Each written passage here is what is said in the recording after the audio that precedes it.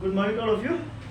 Sir आज का topic हम लोग का लास्ट टॉपिक है कोलिगेटिव प्रॉपर्टीज का लास्ट टॉपिक है। चौथा कोलिगेटिव प्रॉपर्टी है जिसका हम लोग का नाम है क्या?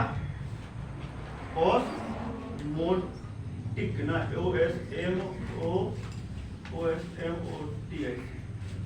ऑस्मोटिक। लेकिन ऑस्मोटिक प्रेशर को जानने से पहले हम लोग को जानना पड़ेगा ऑस्मोसिस को, कि ऑस्मोसिस होता क्या है। ठीक है, जब तक हम ऑस्मोसिस के प्रोसेस को नहीं जानेंगे ऐसा पॉसिबल ही नहीं है कि हम उसके आगे की चीजों को जान सकते हैं। ऑस्मोटिक प्रेशर कोलिगेटिव प्रॉपर्टीज है, हमको ऑस्मोटिक प्रेशर ही पढ़ना है। लेकिन ऑस्मोटिक प्रेशर को पढ़ने से पहले हम लोग, बच्चा क्या हो गया, तबियत ठीक नहीं है? देख रहे हमको देखिए ना सर, हम समझा रहे हैं, हमको देखिए। ठीक है, तो ऑस्मोसिस हम लोग को पहले समझना पड़ेगा। ऑस्मोसिस को समझने से पहले हमको कुछ चीज को जानना पड़ेगा, जैसे कि आपका होता है एक सॉल्वेंट पता है आपको, सॉल्यूशन पता है, सॉल्यूट पता है, हायर कंसंट्रेशन पता है, लोअर कंसंट्रेशन पता है, ये सब चीज पता है। पता क्या नहीं है तो आपको सेमी परमिएबल मेम्ब्रेन, अगर बायोलॉजी वालों को पता होगा, बायोलॉजी वालों को तो ठीक है, और नहीं पता होगा बायोलॉजी वालों को तो कोई बात नहीं है, नहीं बता देंगे, कोई दिक्कत? हाँ बोल तो दिए, बता देंगे, नहीं पता हो तो बता देंगे, वो तो है। तो semi permeable membrane, semi permeable membrane को जानने से पहले एनसीईआरटी में कुछ चीज लिखा हुआ है, हम उसको बता रहे हैं आपको। ठीक है, बहुत सारा चीज आप घर में देखे होंगे कि आम जो है वो आपका सिकुड़ जाता है, जिसको हम बोलते हैं आम घुसवा गया, बोलते हैं ना लोकल लैंग्वेज में, क्या बोलते हैं, आम घुसवा गया है। ठीक है, उसी तरह ये घटना हो जाता है अचार के साथ। जब इसी आम को आप नमकीन पानी में रख दीजिएगा, ब्राइन वाटर को बोलते हैं, नमकीन पानी में रख दीजिएगा तो आम सिकुड़ जाता है। नमकीन पानी में रखने से आम सिकुड़ जाता है। ठीक है, जो फ्लावर है, जो फ्लावर मुरझा गया, ठीक है, वह फूल जो मुरझा गया है वो फूल दोबारा खिल जाएगा यदि आप उसे फ्रेश वाटर पे रख देते हो। तीसरा एग्जांपल दिया हुआ एनसीईआरटी में कि ब्लड सेल्स एक जगह गिर जाएंगे, कोलैप्स कर जाएंगे। ठीक है, एक जगह आ जाएंगे, ब्लड सेल्स कोलैप्स कर जाएंगे जब इसे हम लोग नमकीन पानी में रखते हैं। ये सब चीज कैसे होता है? ठीक है, ये सब चीज होता है कुछ घटना से। सब कुछ में एक चीज कॉमन है। क्या कॉमन है? कि यहाँ पर एक चीज होता है जिसको बोलते हैं सेमी परमिएबल। क्योंकि आप लोग जैक बोर्ड से आए हैं, आप लोग को मेम्ब्रेन आपको पता है, सीबीएसई से है, आईसीएसई से है, आप तो आईसीएसई से है। बताइए मेम्ब्रेन क्या होता है? हिंदी में बोलते हैं इसको झिल्ली। झिल्ली पढ़े थे ना आप लोग, है ना, पतला सा लेयर। ठीक है, इसको बोलते हैं मेम्ब्रेन। ठीक है, सेमी मतलब आधा, है ना, सेमी सर्कल पढ़ते हैं ना, अर्धगोला। इतना लेट बाबू कल नहीं आए थे, बैठिए, जल्दी आया कीजिए बाबू, लेट मत किया कीजिए। हाँ, परमिशन उसी से मिलता जुलता चीज लग रहा है ये, परमिशन टाइप का, परमिएबल, परमिशन कुछ मिल रहा है, मतलब कहीं ना कहीं जाने की भी बात हो रही है। मतलब ये परमिशन देगा तो ये एक ऐसी मेम्ब्रेन होगी, ये एक ऐसा मेम्ब्रेन होगा, एक ऐसी झिल्ली होगी जो परमिट करेगा जाने को। तो किसको जाने के लिए परमिट करेगा वो समझते हैं। अगर ये परमिशन दे रहा है किसी को जाने के लिए तो किसको जाने का परमिशन दे रहा है, किसको जाने दे रहा है, कौन जाएगा? अगर सेमी परमिएबल मेम्ब्रेन का डेफिनेशन आप लिखना चाहते हो तो आप लिख सकते हो, एनसीईआरटी पे दिया हुआ है। ऐसे हम आपको जो बात बता दिए उसी बात को लिख लीजिएगा, ना लिख पाइएगा तो हम आपको इनमें लिखवा भी देंगे। ठीक है, अच्छा, तो यह चीज नेचुरल भी हो सकता है, मतलब प्राकृतिक रूप से पाया जाता है। ठीक है, और मैनमेड भी हो सकता है। नेचुरल आपका प्लांट से भी मिल सकता है और एनिमल से भी मिल सकता है। पिग्स ब्लैडर का भी हम लोग यूज करते हैं, शुगर वाला, और parchment or can be synthetic such as cellophane. Synthetic भी हो सकता है, जिसको इंसान बनाता है सिंथेटिक, ठीक है, सेलोफेन का। कौन हो सकता है? Semi permeable. अच्छा, अगर यहाँ पर कोई दो लिक्विड है, इधर भी है, इधर भी है, ठीक है,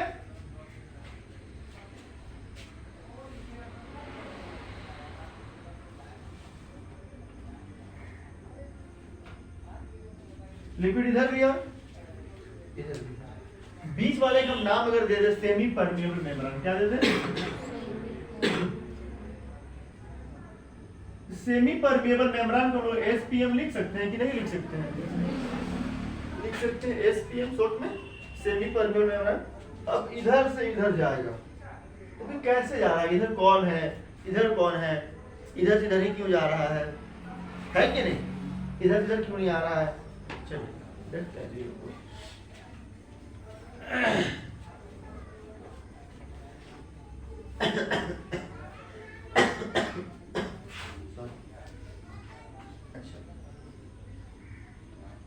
जो स्मॉल सॉल्वेंट मॉलिक्यूल है, जो सॉल्वेंट मॉलिक्यूल है वो इससे पास हो जाएंगे, सॉल्वेंट मॉलिक्यूल पास हो जाएंगे। सॉल्वेंट समझते हैं, ठीक है, लेकिन सॉल्यूट मॉलिक्यूल्स बड़े वाले वो पास नहीं होंगे। स्मॉल सॉल्वेंट मॉलिक्यूल इसमें पास हो जाएंगे, लेकिन बड़े वाले सॉल्वेंट मॉलिक्यूल, सॉरी, बड़े वाले सॉल्यूट मॉलिक्यूल इसमें पास नहीं होंगे। ये बात देखी हुई है, ठीक है। अब हम लोग को ऐसा मानना है, assume that only solvent molecules can pass through this semi permeable membrane। ऐसा मानना है कि सिर्फ और सिर्फ सॉल्वेंट मॉलिक्यूल ही आपका सेमी परमेबल मेम्ब्रेन से पास हो सकता है। यहाँ तक के बाद में कोई दिक्कत माइंड पे क्या बैठ गया? सिर्फ और सिर्फ सॉल्वेंट मॉलिक्यूल ही पास होगा। अच्छा,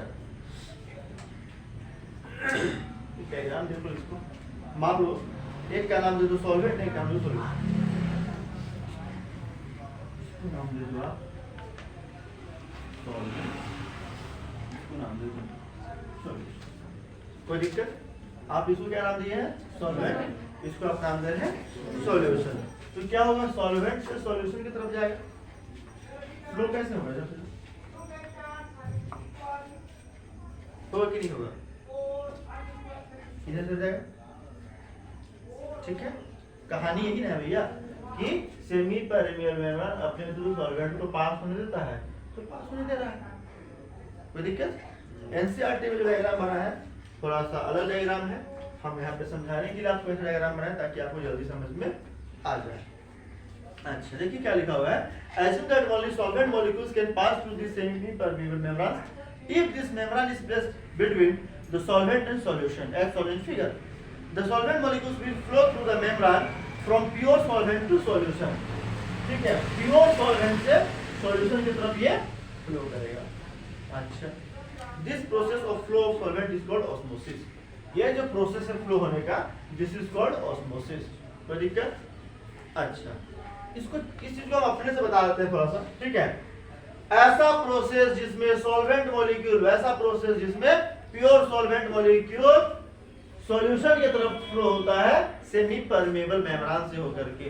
अगर ऐसा कोई प्रोसेस हो रहा है तो हम उसे कहते हैं ऑस्मोसिस। ऑस्मोसिस एक ऐसा प्रोसेस है जिसमें सॉल्वेंट मॉलिक्यूल जो है आपका वो सॉल्यूशन की तरफ जाएगा सेमी परमेबल मेम्ब्रेन से होकर के।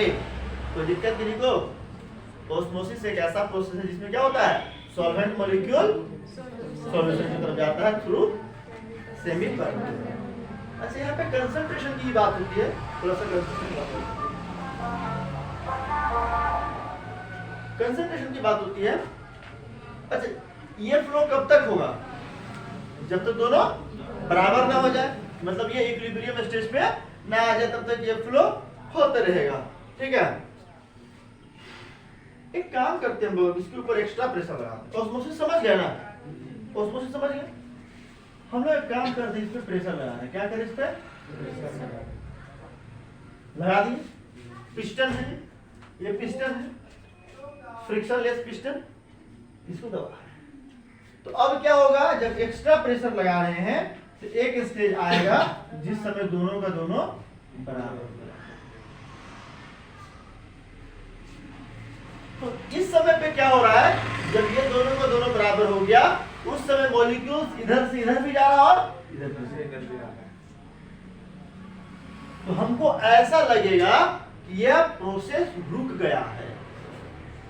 अब ना ये बढ़ रहा है ना ये बढ़ रहा है, ना ये घट रहा है ना ये घट रहा है, दोनों बराबर ही दिख रहा है। हमको क्या नजर आएगा ऊपर से कि प्रोसेस रुक गया है।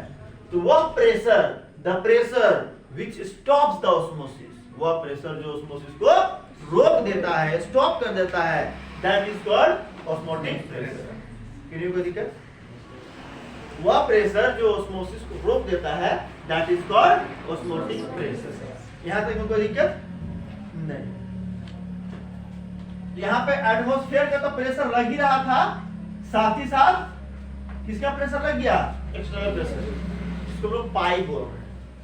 तो ऑस्मोटिक प्रेशर को हम लोग पाई से दिखाते हैं, ठीक है? पाई बराबर 5/7 नहीं लेंगे, ठीक है? यहाँ पर वो पाई नहीं है, ये पाई का मतलब ऑस्मोटिक प्रेशर, ठीक है? यहाँ पे ये नहीं कि 5/7 बैठा देंगे, नहीं करेंगे वैसा, ठीक है? 22/7 नहीं बैठाएंगे। अच्छा, पाई के मान 22/7 ही क्यों होता है?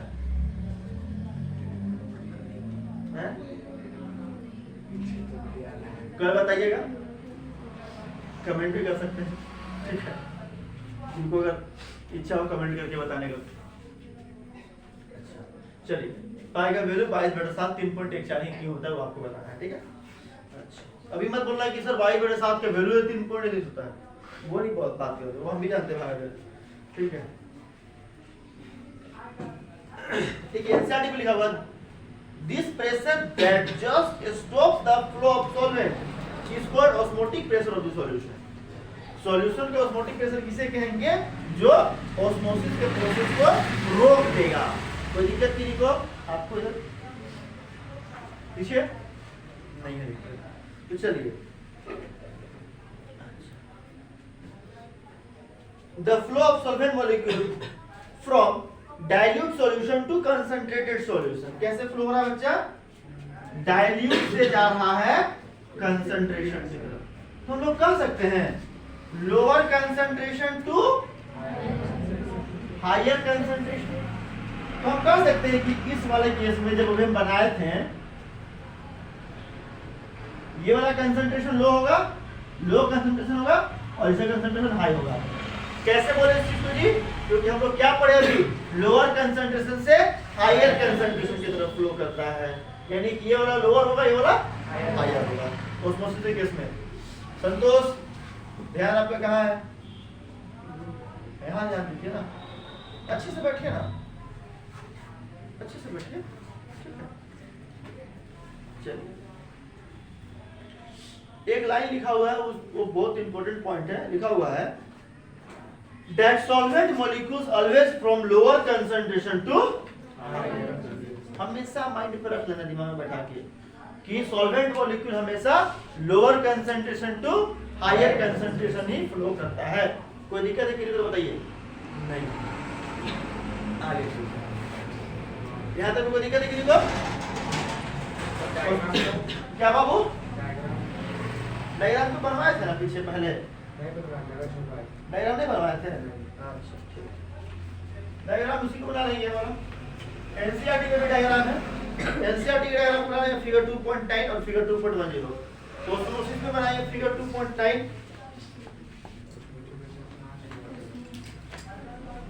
फिगर 2.9, और ऑस्मोटिक प्रेशर बनाएंगे फिगर 2.10, ठीक है? चलिए स्टार्ट करते हैं आगे। अब यहाँ पे डायग्राम बनवाने में लेट नहीं करेंगे, ठीक है? जगह नहीं छोड़ा है, अच्छा छोड़ लीजिए, आगे बना दिया।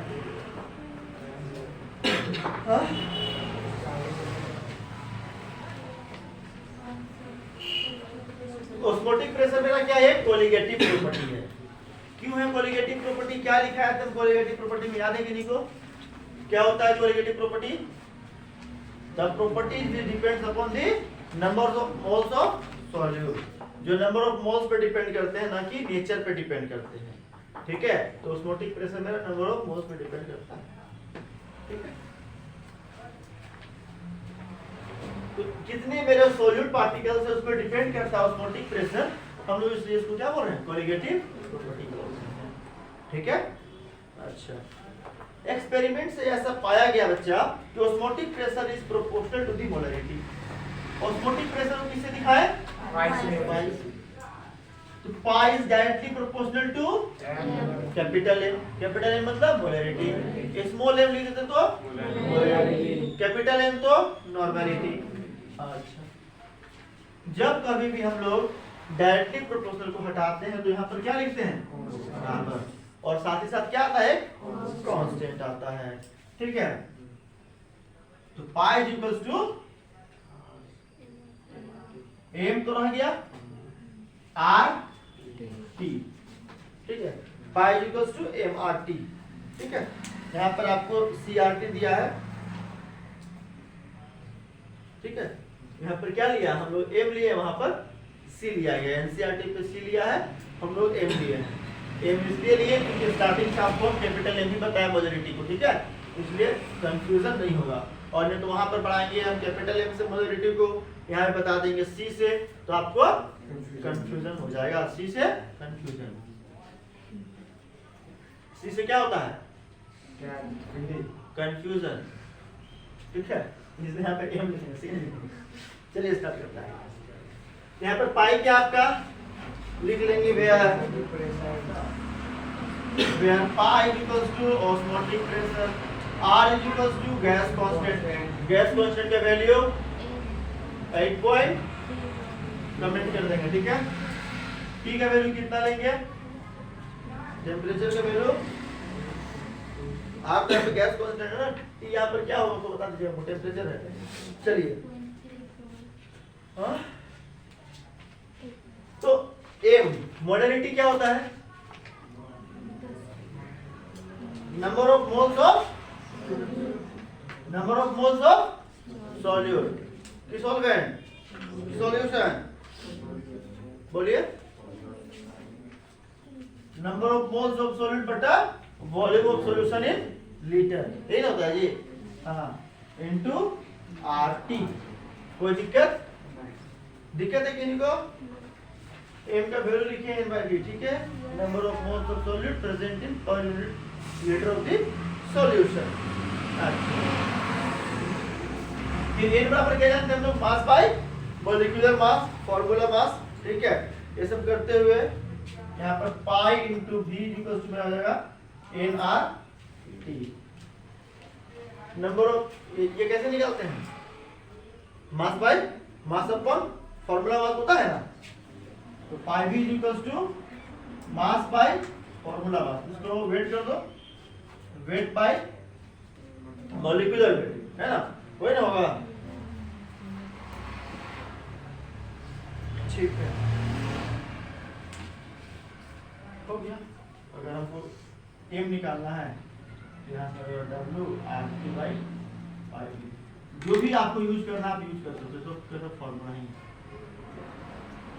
ठीक है, आपको जैसा रिक्वायरमेंट पड़े न्यूमेरिकल के अकॉर्डिंग आप वैसा ये सब फार्मूला को यूज कर सकते हो। कोई दिक्कत है किसी को नहीं। चलिए, इसके बाद में देखेंगे रिवर्स ऑस्मोसिस, केंट आरओ का पानी।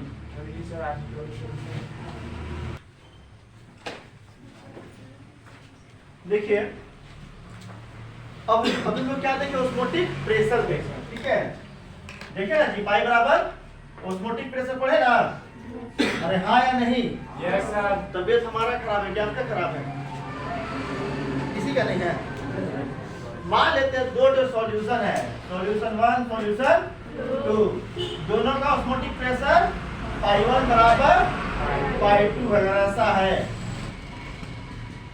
ऐसा है तो हम इसको क्या बोलेंगे, आइसोटोनिक सॉल्यूशन। आइसो मतलब सेम, आइसो मतलब सेम। ठीक है, तो आइसोटोनिक सॉल्यूशन क्या बोलेंगे, ऐसा दो सॉल्यूशन जिसका ऑस्मोटिक प्रेशर दोनों का बराबर रहता है, हम उसे कहते हैं आइसोटोनिक। कोई दिक्कत, two solution having same osmotic pressure at a given temperature are called isotonic solution। लिखा दिए हैं, लिखा दिए कि नहीं लिखा है। इसके बाद हम लोग का है हाइपरटोनिक, नहीं बोलते हैं ज्यादा हाइपर मत हो, मतलब उसका गुस्सा बढ़ रहा है, बढ़ रहा है ना गुस्सा जी, तब बोलते हैं ज्यादा हाइपर मत हो, मार देंगे, क्या हुआ जी? तो हाइपर मतलब ज्यादा, तो ऐसा सॉल्यूशन जिसका ऑस्मोटिक प्रेशर ज्यादा है, ज्यादा वाले को क्या बोलेंगे? Hypertonic solution. और ऐसा सॉल्यूशन जिसका ऑस्मोटिक प्रेशर कम है तो उसको बोलेंगे हाइपोटोनिक सॉल्यूशन। अच्छा ऐसे देखते हैं, यहाँ पर ऐसा हो गया, पाई 1 अगर बड़ा हो जाए पाई 2 से तो किसके ज्यादा है? पाई 1 कैसा सॉल्यूशन? Hypertonic solution. पाई 2 कैसा सॉल्यूशन? Hypotonic solution. कोई दिक्कत किसी को? क्या रुको 5 मिनट, उसके बाद जाना। केंट आरओ का पानी पी के जाओ, ठीक है? केंट आरओ का पानी पी के जाओ। आरओ मतलब केंट आरओ, इससे ज्यादा पानी नहीं मिलेगा, देखते हैं वीडियो वगैरह में। आरओ मतलब नाम है, अरे नाम आरओ नहीं है, आरओ मतलब रिवर्स ऑस्मोसिस, ठीक है? अभी हम लोग क्या पढ़ रहे थे? ये पढ़ रहे थे सर, आप तो भूल ही गए। अरे हम भूल गए, तुमको याद है ना? ऐसा पढ़ रहे थे, प्रेशर बढ़ाए थे, प्रेशर बढ़ाए क्या किए थे? दोनों का बराबर कर दिए थे। इसको बोले तो ऑस्मोटिक प्रेशर, ऑस्मोसिस रुक गया था, है ना? Osmotic pressure. अब और बढ़ा दो, अब और बढ़ा दो, तो अब मॉलिक्यूल्स, पानी तो उधर चला गया सॉल्वेंट से, ठीक है? अब इधर से इधर आएगा, अब उल्टा हो गया ऑस्मोसिस का प्रोसेस, ठीक है? अब यहाँ पर क्या हो गया? रिवर्स ऑस्मोसिस हो गया, उल्टा हो गया ऑस्मोसिस का प्रोसेस, इसलिए इसका नाम क्या है? Reverse osmosis. डायरेक्शन, ऑस्मोसिस का डायरेक्शन को हम लोग उल्टा कर सकते हैं इफ और प्रेशर हम लगा दें। और प्रेशर मतलब ऑस्मोटिक प्रेशर से भी ज्यादा प्रेशर यदि हम लगाते हैं, that time it is called reverse osmosis. किन्हीं को कोई दिक्कत है तो बताइए।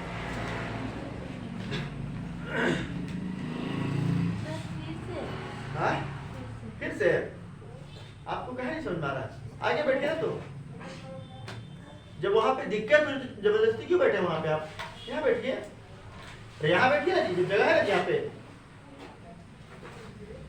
जब एक बार बोल दिए यहाँ बैठिए आप आराम से जी, हाँ देखिए आराम से देखिए, ठीक है?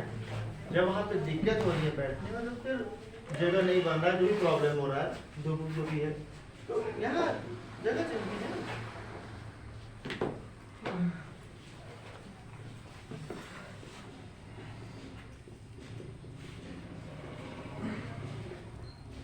ठीक है?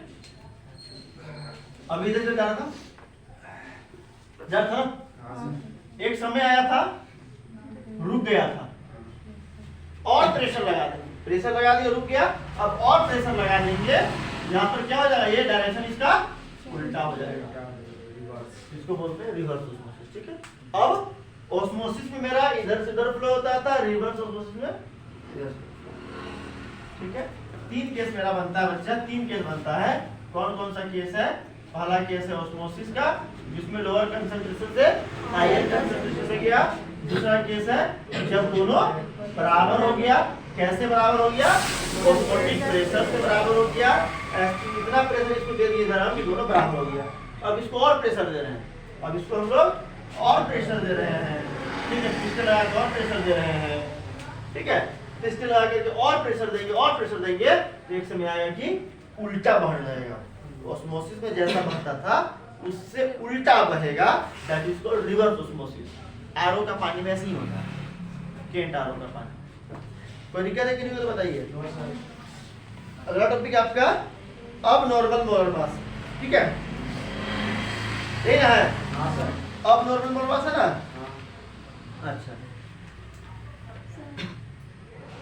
2 मिनट में खत्म कर दे रहे हैं, लास्ट टॉपिक है, आराम से देख लो, ठीक है? तो वैसा मोलर मास जो कि नॉर्मल या फिर एक्सपेक्टेड वैल्यू से ज्यादा होगा, कम होगा, मतलब उससे ज्यादा या कम होगा, दैट इज कॉल्ड अब नॉर्मल मोलर मास। जितना आप एक्सपेक्ट किए हैं, अनुमान लगाए, जितना सोचे हैं, ठीक है। वैन थॉप्स लॉ ऑफ ऑस्मोसिस नहीं कराया क्या? पढ़ा है कि नहीं? दिखाया दिखा दिया है। और 2 मिनट में समझ लो वैन थॉप्स लॉ ऑफ ऑस्मोसिस। अच्छा, 1880 में वैन थॉप साहब आए और एक फैक्टर दिए आई। क्या दिए? आई।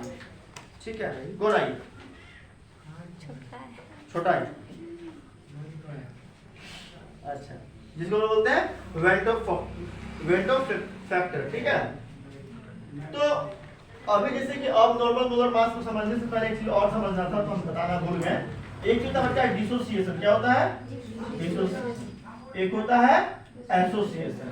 डिसोसिएट मतलब टूट जाना और एसोसिएट मतलब जुड़ जाना। डिसोसिएट होगा तो कम होगा, टूटेगा तो कम होगा, एसोसिएट हो जाएगा, ठीक है। एसोसिएट मतलब मिल जाना, एक हो जाना। डिसोसिएट मतलब टूट जाना। कोई दिक्कत किसी को नहीं है। अच्छा, तो कितना डिसोसिएट होगा? Extent for association and dissociation के लिए एक फैक्टर दिए आई। आई हमको बताएगा बच्चा कि कितना ये एसोसिएट होगा और कितना डिसोसिएट होगा। तो आई के वैल्यू हो जाएगा नॉर्मल मोलर मास बटा अब नॉर्मल मोलर मास। अब नॉर्मल मोलर, अब नॉर्मल क्या था?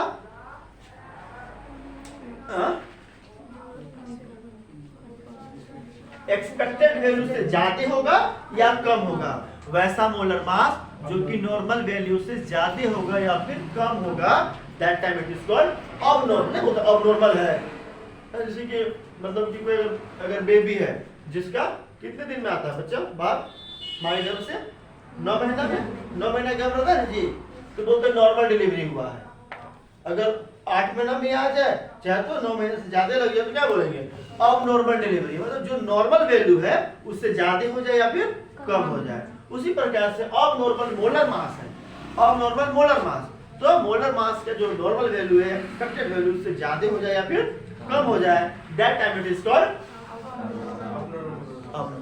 ठीक है, तो आई बराबर नॉर्मल मोलर मास बटा अब नॉर्मल मोलर मास बराबर ऑब्जर्व कोलिगेटिव प्रॉपर्टी। हम लोग जितना ऑब्जर्व किए बटा कैलकुलेटेड कोलिगेटिव प्रॉपर्टी। तो यहाँ पर एक और मिल गया, एक और लिख लो। आई बराबर total number of moles of particles after association और dissociation. Total number of moles और पार्टिकल्स आफ्टर एसोसिएशन और डिसोसिएशन बटा number of moles of particles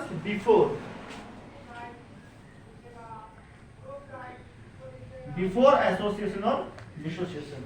ये आपके एनसीईआरटी पे लिखा हुआ है, तीनों फॉर्मूला आप लिख लीजिएगा, ठीक है। और इससे रिलेटेड न्यूमेरिकल्स बना लीजिएगा। और ऐसा करते हुए हम लोग का सेकंड चैप्टर कंप्लीट होता है, इसके बाद आगे चैप्टर चलेंगे, ठीक है। Thanks to all of you. क्या चीज छूट गया जी?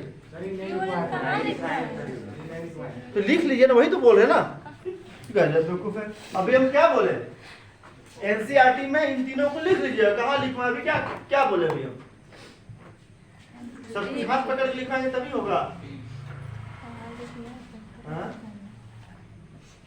छोटे बच्चे हैं, छोटी बच्ची हो क्या? सब कुछ हाथ पकड़ लिखा तभी होगा। तो कहाँ लिखेंगे? कहाँ लिखेंगे? घर का दीवार में लिखिएगा, ठीक है। हाँ लिखेंगे। टाइप्स ऑफ सॉलिड सॉल्यूशन नहीं पढ़ाया है, ठीक है, पढ़ लीजिए। जाइए, आपका लेट हो जाइए। टाइप्स ऑफ सॉलिड सॉल्यूशन, एक होता है आपका सब्स्टिट्यूशनल सॉलिड सॉल्यूशन, एक है आपका इंटरस्टिशियल सॉलिड सॉल्यूशन, ठीक है।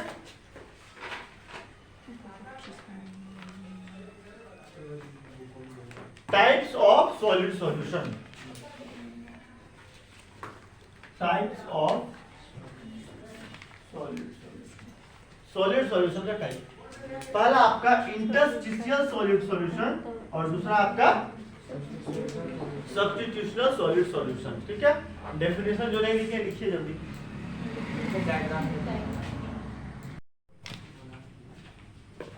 देखिए टाइप्स ऑफ सॉलिड सॉल्यूशन में पहला क्या है?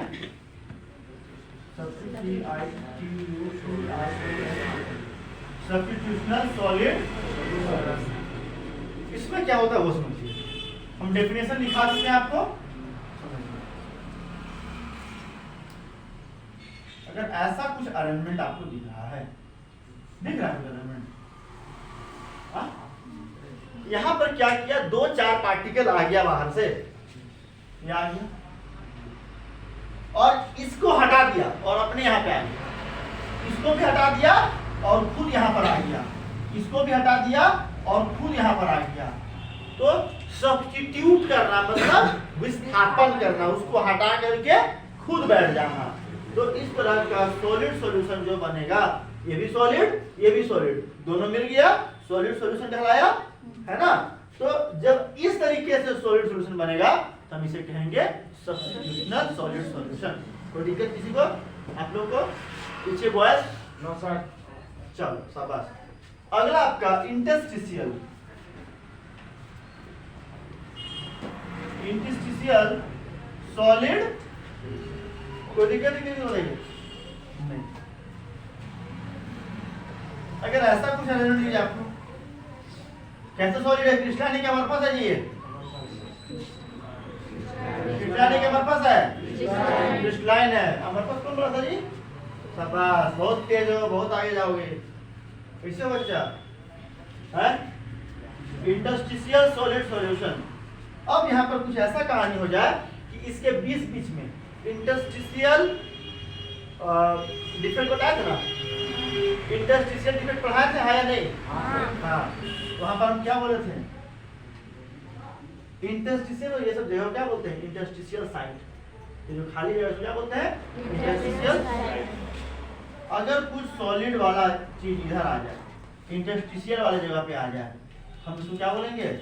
अब जो सॉलिड सॉल्यूशन मेरा बन गया, इसका नाम है इंटरस्टिशियल सॉलिड सॉल्यूशन। ये भी सॉलिड ये भी सॉलिड, दोनों सॉलिड मिल गया तो बना ना सॉलिड सॉल्यूशन। हाँ, तो इसको बोलेंगे इंटरस्टिशियल सॉलिड। कोई दिक्कत है किसी को? नहीं। चैप्टर फिनिश, ठीक है? कोई दिक्कत? को आइए देखिए, सब्स्टिट्यूशनल सॉलिड सॉल्यूशन में क्या होता है कि उसको रिप्लेस करता है, ठीक है? यहाँ पर रिप्लेस नहीं करता है, जो इंटरस्टिशियल साइट है, ये सबको बोल रहे इंटरस्टिशियल साइट, इस इंटरस्टिशियल साइट पे सॉलिड आ जाता है, इसलिए इसका नाम पड़ गया इंटरस्टिशियल सॉलिड सॉल्यूशन। तो दिक्कत है किसी को? दिक्कत है? शाबाश, thanks to all of you.